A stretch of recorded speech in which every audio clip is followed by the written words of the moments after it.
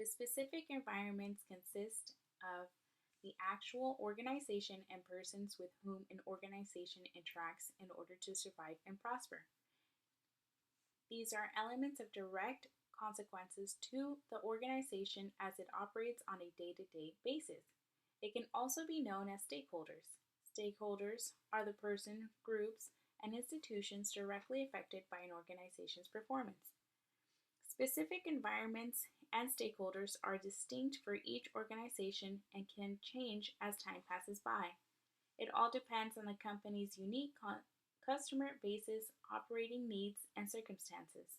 Organizations include customers, suppliers, competitors, and regulators. Customers, specific consumers of client groups, individuals, and organizations that purchase the organization's goods and or use its services. Suppliers, specific providers of the human, information, and financial resources and raw materials needed by the organization to operate.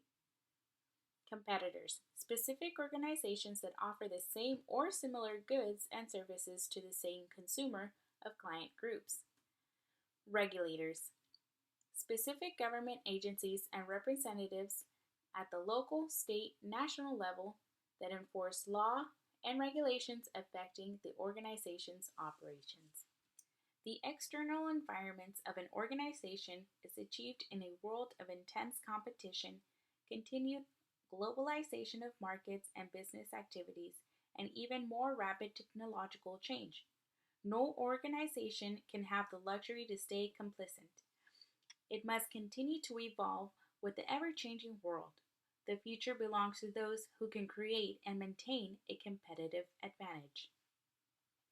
A competitive advantage allows an organization to deal with the market and environmental forces better than its competitors. It's basically something that clearly sets you apart from other competitors in the same field, which gives you an advantage in the market. The ability to consistently do something of high value that one competitor cannot replicate or do as well. A company can accomplish this through products, pricing, customer service, cost efficiency, and quality. Those managing competitive advantage organizations can be challenged daily. They must have a higher understanding of the environment and be willing to adapt to the operations based on the information gathered. The difference between specific and external environments is how they are set apart in the market and what makes them different. In specific environment, the organization is surviving by adapting and making changes that will allow them to survive as the market changes. But they are not the first organization you think about when it comes to competitors. In external environments, you know the organization because they are oftentimes setting the bar in the market. They have a competitive advantage that sets them apart from others. For example, when you think of the slogan, the happiest place on earth, you think of Disneyland.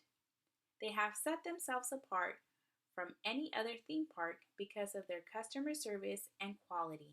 They have set the bar in the market and have not become complicit, but continue to grow and expand as the demand changes in the market. Workforce diversity is described as differences among workers in gender, race, age, ethnic culture, able bodiedness, religious affiliation, and sexual orientation. As R. Roosevelt Thomas Jr. stated, diversity includes everyone.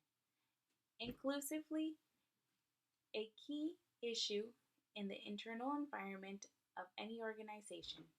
It is open to anyone who can perform a job regardless of their gender, race, age, ethnic culture, able bodiedness, religious affiliation, and sexual orientation. In this day and age, everyone is looking for acceptance and equality. Multiculturalism involves pluralism and respect for diversity. Some challenges of managing diversity in the workforce can be considered as an organization unwilling to change or keep up with the trends of today.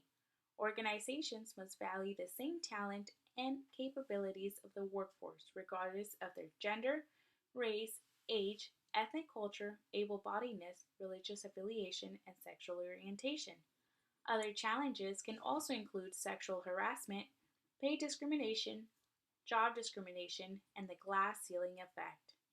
I believe organizations should have sensibility training for those that don't know how to manage diversity to create an environment that is inclusive and allows everyone to grow and achieve their full work potential.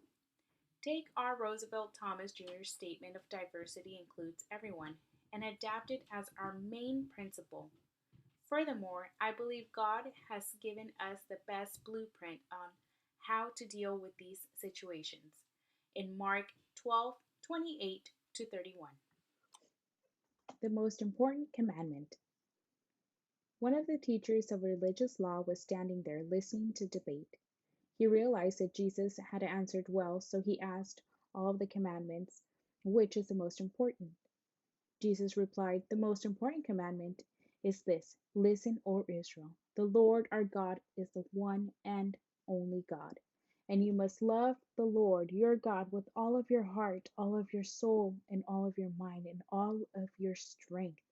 The second is equally important: love your neighbor as yourself. No other commandment is greater than this.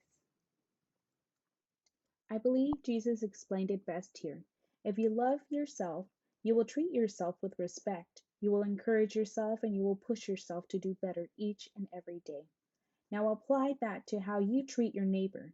Love thy neighbor, treat them with respect, honor them, and always encourage them. Don't try to change who they are or give your opinion on who they should be. Just love and accept them for who they are.